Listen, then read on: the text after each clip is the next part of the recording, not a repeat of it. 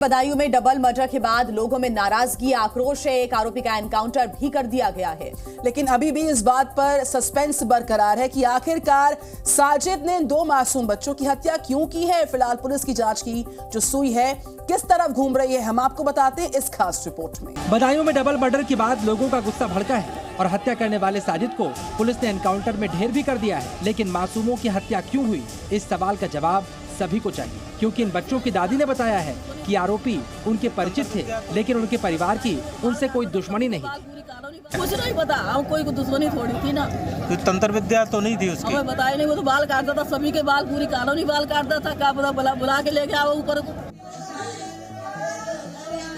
परिवार वालों को भले ही समझ में नहीं आ रहा हो कि उनके घर के 2 चिराग क्यों बुझ गए, लेकिन जिस इलाके में हत्या हुई वहां हत्या के पीछे की वजह से जुड़ी कई बातें सामने आ रही हैं। इनमें से कुछ बातें तो काफी हैरान करने वाली हैं। सवाल खड़े हो रहे हैं, क्या तंत्र मंत्र की वजह से बच्चों की हत्या की गई? तंत्र मंत्र की वजह से हत्या का शक इसलिए भी किया जा रहा है क्योंकि हत्यारे साजिद के चेहरे पर खून लगा हुआ था। सवाल तो ऐसे भी उठ रहे हैं जिनके बारे में सोचकर भी रूह कांप जाए। अब पुलिस भी इस एंगल से हत्याकांड की जांच करने की तैयारी कर रही है।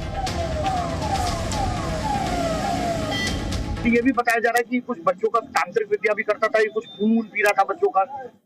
ये अब जांच के विषय है, जो बता रहे हैं कि वो तांत्रिक विद्या करता था, क्या करता था, उसकी जांच की जाएगी और जो तथ्य वो सामने आएंगे। जाहिर सी बात है, पुलिस पड़ताल करके सच्चाई सामने लाएगी, लेकिन इस कत्ल की कुछ और वजह भी हो सकती है। साजिद का सलून विनोद के घर के ठीक सामने था और विनोद की पत्नी संगीता भी ब्यूटी पार्लर चलाया करती थी। तो क्या ब्यूटी पार्लर इस रंजिश की वजह बना, या फिर हत्या के पीछे लेन देन का कोई विवाद था, या फिर साजिद किसी और वजह से विनोद से दुश्मनी माना करता था?